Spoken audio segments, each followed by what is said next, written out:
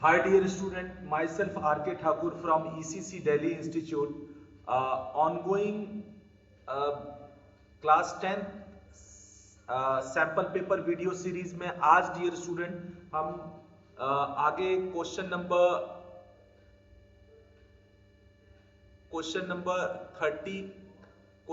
30 के और ऑप्शन को देखते हैं। क्वेश्चन नंबर 30 के और ऑप्शन को देखते हैं और उसको सॉल्व करते हैं। डियर स्टूडेंट 30 का और ऑप्शन क्या कह रहा है? कह रहा है कि in the figure X Y and X Y dash are two parallel tangent to a circle with center O and another tangent AB with point of contact C intersecting XY at A and XY dash at B. What is the measure of angle AOB? So dear student, ये diagram दिया हुआ है। इस diagram को पहले हम draw करते हैं। क्वेश्चन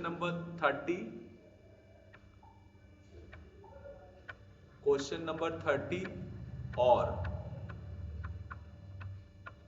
ये एक डायग्राम बनाया हुआ है। ये एक सर्कल है और इस सर्कल पे ये एक टेंजेंट है, एक ये टेंजेंट है और एक अनदर टेंजेंट है जो कि ऐसे टच कर रहा है। ये C पॉइंट है, ये A पॉइंट है, ये B पॉइंट है और ये Q पॉइंट है, ये X डैश है, ये Y डैश है, ये X है और ये Y है। इसमें ओरिजिन, इसका सेंटर O है, O से पास करती हुई ये लाइन PQ है एंड इसमें प्रूफ करना है कि AOB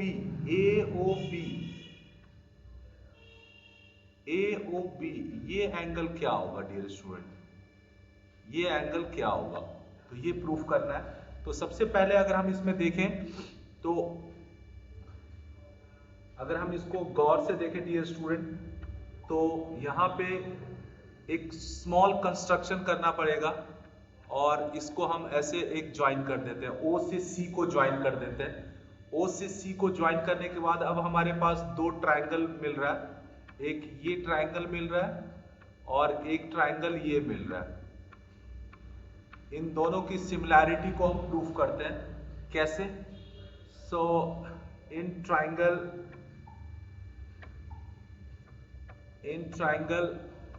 POA and triangle AOC, इसमें OA कॉमन है and OP is equal to OC radius है, OP is equal to OC radius है और PA is equal to PC, PA is equal to AC, common tangent है। ये A point से इस circle पे कॉमन टेंजेंट है तो इक्वल होता है कॉमन टेंजेंट, तो कॉमन टेंजेंट इक्वल होता है तो इसलिए ये इक्वल है। तो SSS क्राइटेरिया से both are similar, both triangles are similar,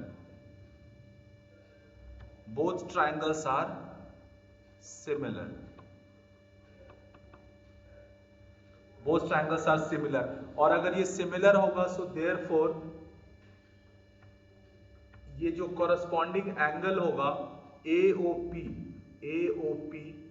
is equal to angle AOC, ये हो जाएगा। राइट नाउ सिमिलरली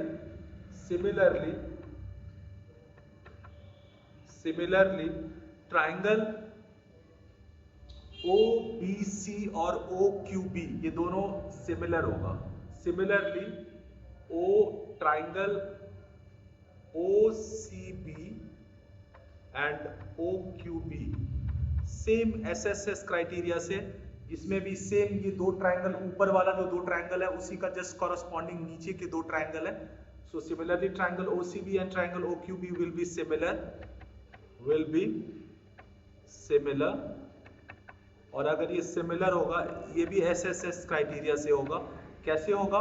ये कॉमन है, ये और ये रेडियस है तो इक्वल होगा, और ये दो साइड कॉमन टेंजेंट है इसलिए इक्वल हो जाएगा, तो दोनों क्या हो जाएगा? एसएसएस क्राइटेरिया से सिमिलर हो जाएगा। सो देयरफॉर इसमें भी हम लिख सकते हैं BOQ, angle BOQ is equal to angle BOC, ऐसा बोल सकते हैं डियर स्टूडेंट। नाउ अब अगर हम चारों एंगल को सम करें, angle AOP plus angle AOC plus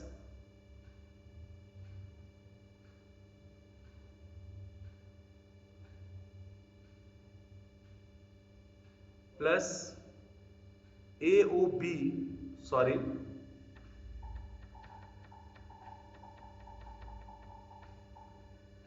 now अगर हम यहां पे देखते हैं तो हमारा ये पूरा एंगल 360 होगा, ये फुल एंगल 360 होगा। तो इसको हम कैसे लिख सकते हैं? Angle POA plus angle AOB plus angle BOQ is equal to 180 degree.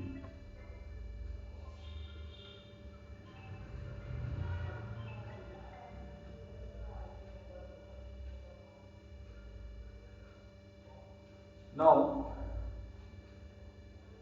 POA plus AOB plus BOQ is equals to 180 degree. Now POA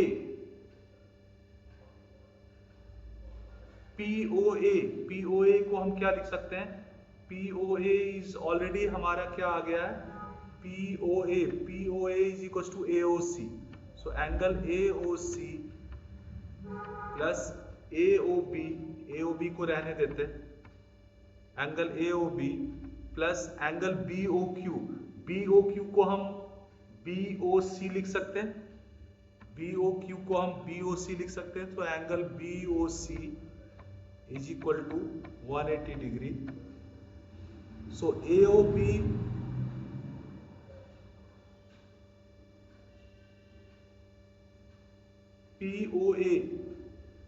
POA is basically AOC।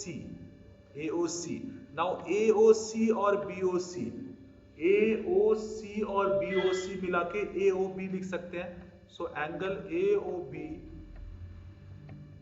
ये दोनों मिला के और angle AOB is equal to 180 degree. यहां से अगर हम चाहें तो लिख सकते हैं 2 angle AOB is equal to 180 degree. So angle AOB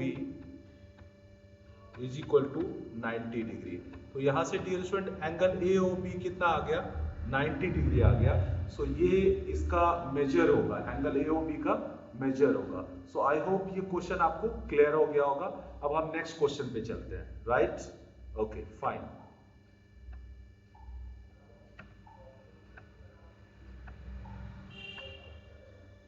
okay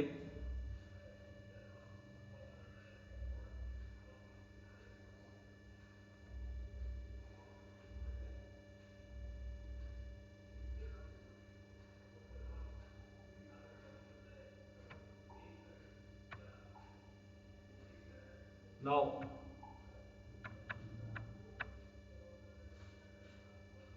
next question करते हैं 31।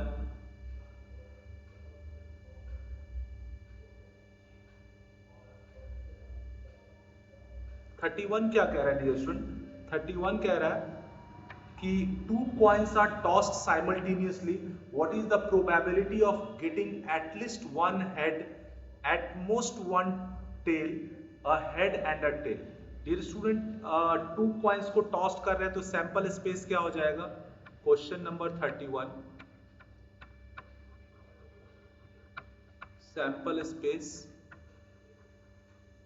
सैंपल स्पेस हो जाएगा हेड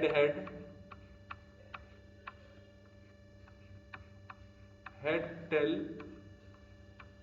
टेल हेड और टेल टेल, ये हो जाएगा, ये सैंपल स्पेस हो जाएगा। सो सबसे पहले क्वेश्चन नंबर 1 कह रहा है कि at least one head, at least one head, at least one head, तो क्या क्या आ जाएगा? एटलीस्ट वन हेड में आ जाएगा हेड हेड, हेड टेल और टेल हेड। तो एटलीस्ट वन हेड का मतलब है हेड हेड, हेड टेल और टेल हेड। सो ये हो जाएगा 3। So therefore probability is equal to 3/4। सो 3/4 आंसर हो जाएगा dear student, right. Now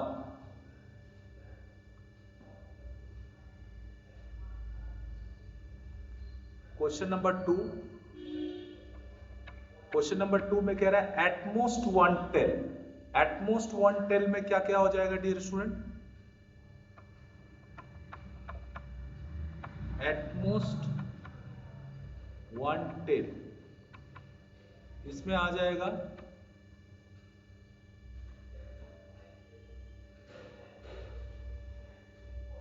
at most one tail में आ जाएगा हेड टेल, टेल हेड और head head. At most one tail, head tail, tail head, head head. So ये आ जाएगा अगेन 3, तो ये हो जाएगा प्रोबेबिलिटी हो जाएगा 3/4, इसकी भी प्रोबेबिलिटी हो जाएगी 3/4। नाउ थर्ड देखते हैं डियर स्टूडेंट। थर्ड कह रहा है कि a head and a tail, head and a tail का मतलब है कि इसमें क्या क्या पॉसिबिलिटी हो जाएगी? हेड एंड अ टेल, तो ये हो जाएगा हेड टेल और टेल हेड, तो इसकी प्रोबेबिलिटी हो जाएगी 2/4, that is 1/2 answer. So I hope ये क्वेश्चन आपको क्लियर हो गया होगा, right? Okay fine. Now next question पे चलते हैं, इसको इरेज करते हैं।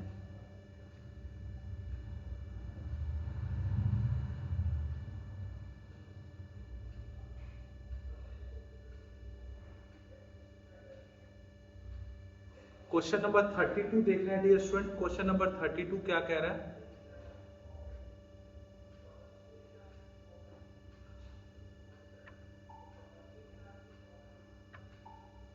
Question number 32,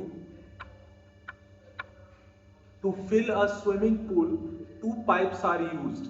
A pipe of larger diameter used for 4 hours and the pipe of smaller diameter for 9 hours.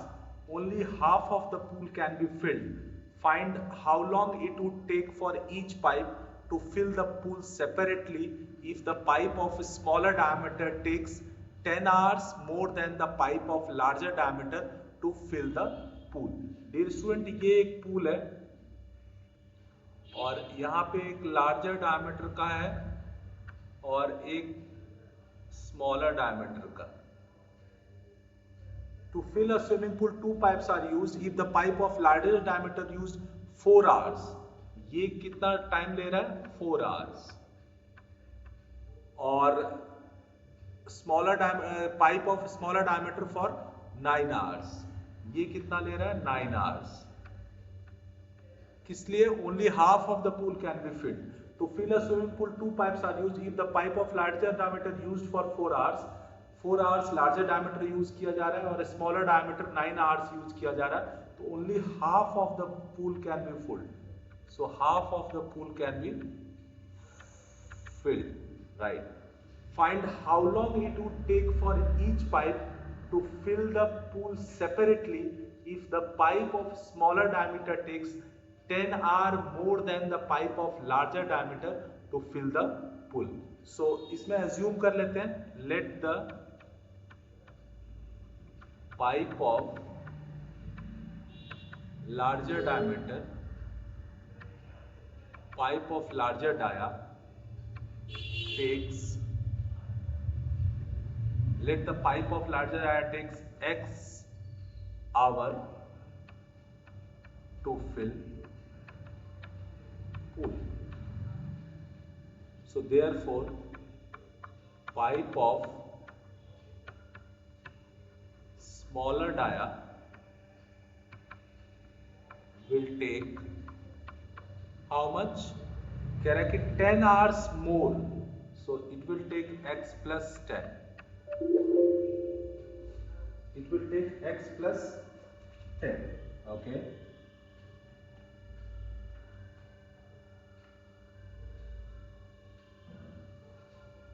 X plus 10.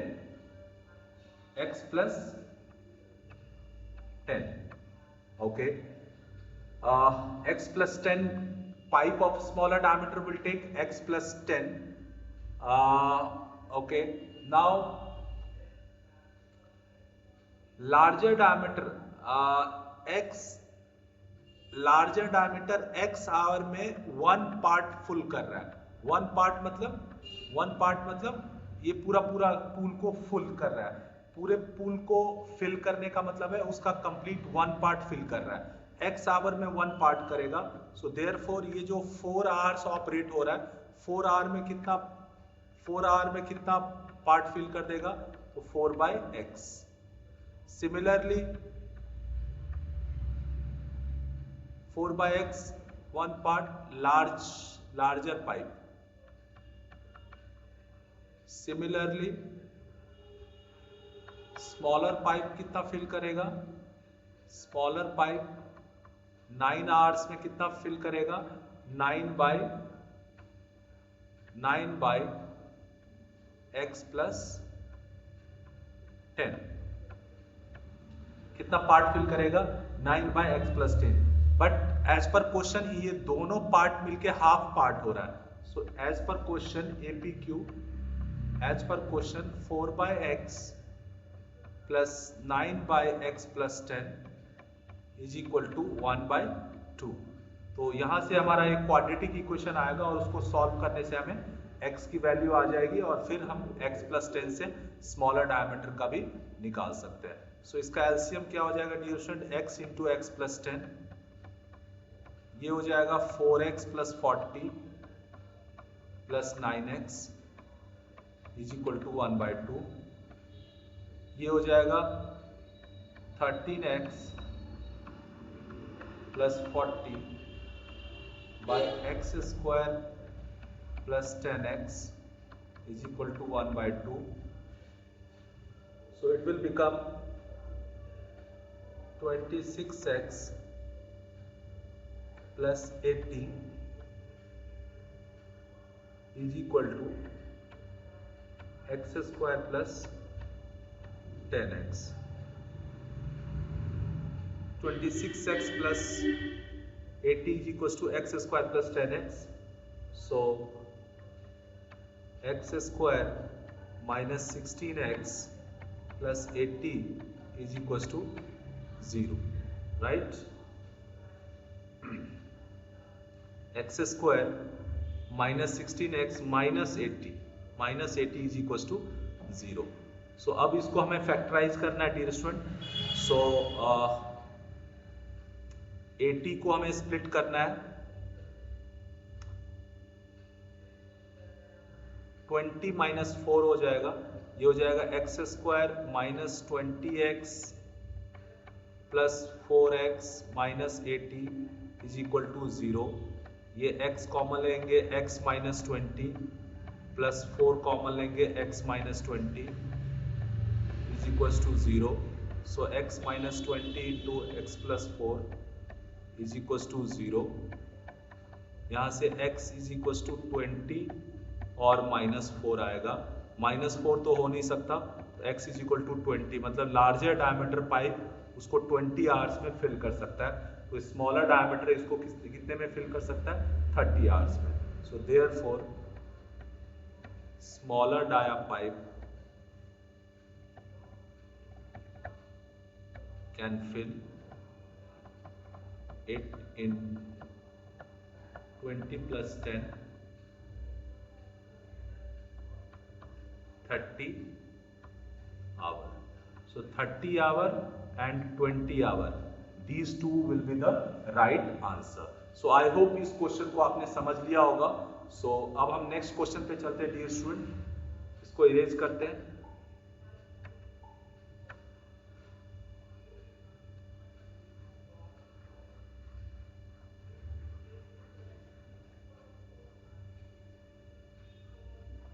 Okay, next question क्या कह रहा है? नेक्स्ट क्वेश्चन कह रहा है in a flight of 600 km and aircraft was slowed down due to bad weather, its average speed for the trip was reduced by 200 km per hour from its usual speed and the time of flight increased by 30 minutes. Find the scheduled duration of flight. So dear student, इस question को करने के लिए हम क्या कर सकते हैं? क्वेश्चन नंबर 32 का और है ये 32 का और. इसमें हम एज्यूम कर सकते हैं कि let the average speed of aircraft is equal to x kilometre per hour. ये हमने एज्यूम कर लिया. तो शेड्यूल्ड टाइम क्या होगा? शेड्यूल्ड टाइम क्या होता है? Distance upon speed. डिस्टेंस हमारा क्या है? 600 kilometre. Distance upon speed x, right? Now question says its average speed for the trip was reduced by 200 kilometer. So therefore when average speed is reduced by 200 kilometer per hour, therefore time क्या हो जाएगा? ये time हो जाएगा फिर से 600 तो 600 ही रहेगा. 600 जो फ्लाइट की जर्नी का जो डिस्टेंस है वो तो सेम रहेगा, बट हाँ स्पीड रिड्यूस हो जा रहा है तो x माइनस 200 हो जाएगा. Right? So as per question कह रहा है कि it's usual speed, as per question it's saying that from its usual speed and the time of flight increased by 30 minutes. So as per question 600 by x minus 200 minus 600 by x is equals to 30 minute means 1/2 hour. 30 minutes मतलब 1/2 our, क्योंकि सारा our में हम लेके चल रहे हैं तो 30 मिनट को हमें आवर में कन्वर्ट करना है. तो यहाँ से x की वैल्यू हम निकाल सकते हैं. कैसे डियर स्टूडेंट? ये हो जाएगा 600x माइनस 600x प्लस 12 पे 40 divided by x into x minus 200 is equal to 1/2. This got cancelled. Cross multiply करेंगे तो ये हो जाएगा x square minus 200x is equal to 24 पे 1 2 3 4. यहाँ से हम इसको इक्वेशन बना सकते हैं. x square minus 200x minus 24 is equal to 0.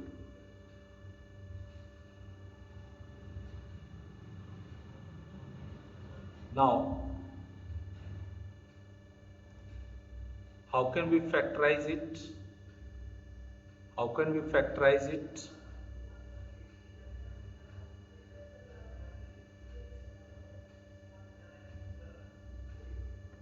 X square minus 600x plus 400x minus 24 40 is equal to 0. इसमें क्या कॉमन हो जाएगा, x कॉमन हो जाएगा, x माइनस 600 प्लस 400 अगर कॉमन ले लेंगे, x minus 600 is equal to 0। यहाँ से x इज इक्वल टू 600 आएगा और माइनस 400 आएगा। माइनस 400 तो हो नहीं सकता, तो x 600 हो जाएगा। So therefore scheduled duration of flight, scheduled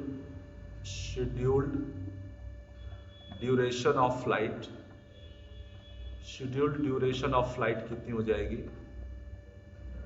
scheduled duration of flight हो जाएगी 600 bye x। So 600 bye 600, 1 hour, 1 hour will be the right answer. So I hope इस क्वेश्चन को आपने समझ लिया होगा।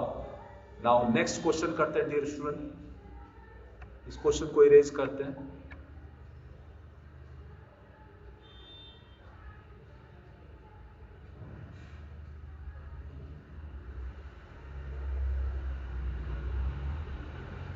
नेक्स्ट क्वेश्चन क्या कह रहा है डियर स्टूडेंट,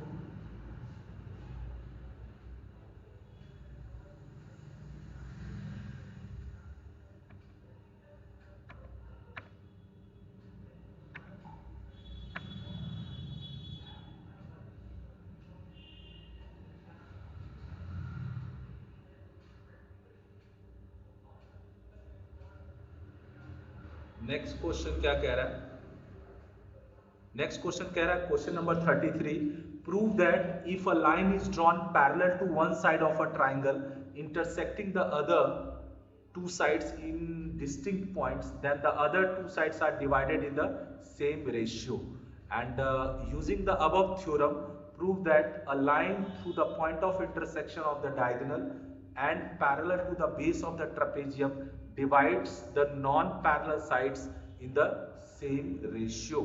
ये स्टूडेंट इस क्वेश्चन को करते हैं। ये क्वेश्चन कह रहा है कि prove that, question number 33, prove that if a line is drawn parallel to one side of a triangle, ये एक ट्राइंगल लिया हमने, a line is drawn parallel to one side, a line is drawn parallel to one side of a triangle, तो मैंने ये line इस line के parallel draw किया, intersecting the other two sides in distinct point, let's suppose ये है A B C और ये है distinct point MN, distinct point, then the other two sides are divided in the same ratio। अपने को proof क्या करना है, proof AM by BM, AM by MB is equal to AN by NC, ये proof करना है अपने को, AN by NC प्रूफ करना है। तो डियर स्टूडेंट सबसे पहले in triangle AMN and triangle ABC, in triangle AMN and triangle ABC, in triangle AMN and triangle ABC,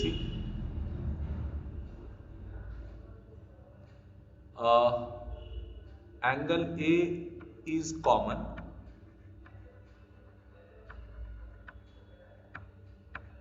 angle AMN is equal to angle AMB and angle ANM is equal to angle ACB। So therefore from AAA similarity,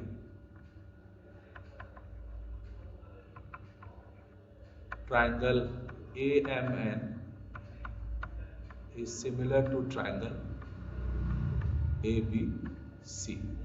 So therefore AM by AB, या इसको हम ऐसे ही लिख सकते हैं,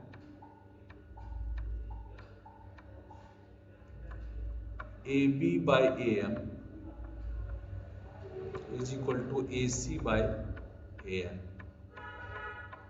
corresponding side का ratio from CPCT, from CPCT ये हो जाएगा AB by AM is equal to AC by AN। अगर हम दोनों साइड 1 माइनस कर देते हैं, दोनों साइड 1 माइनस कर देते हैं, तो ये हो जाएगा A B minus A M by A M is equal to A C minus A N by A N. A B minus A M ये हो जाएगा बी एम, ये हो जाएगा B M by A M is equal to ये हो जाएगा N C by A N. इसको अगर हम उल्टा कर दें, उल्टा कर सकते हैं, A M by B M is equal to A N by N C. Prove, ये प्रूव हो गया, राइट। सो ये प्रूफ हो गया। उसके बाद इसी में एक और पार्ट दिया हुआ है, कह रहा है कि using the above theorem prove that a line through the point of intersection of the diagonal and parallel to the base of the trapezium divides the non parallel sides in the same ratio. Means कह रहा है कि ये parallel trapezium है, sorry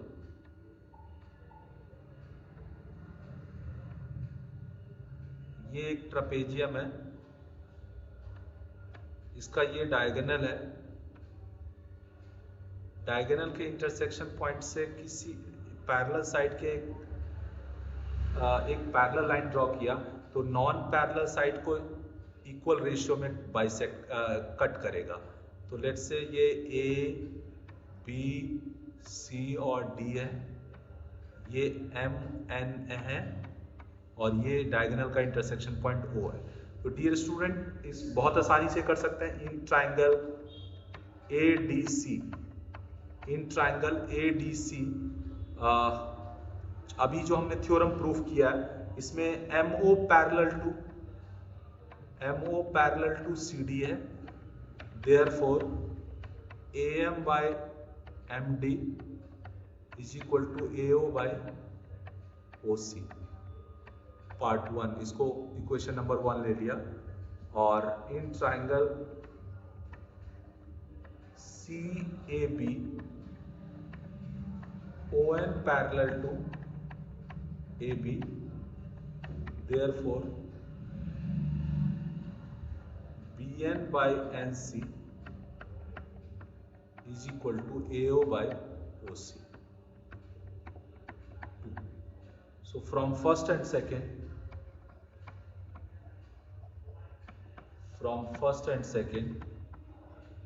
इसमें भी ए O by O सी है, इसमें भी ए ओ बाई ओ सी है। सो डेफिनेटली ये दिस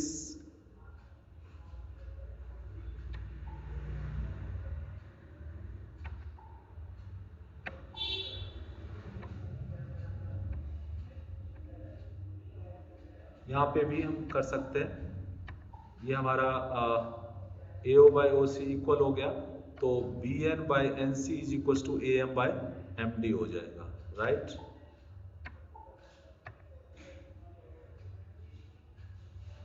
राइट,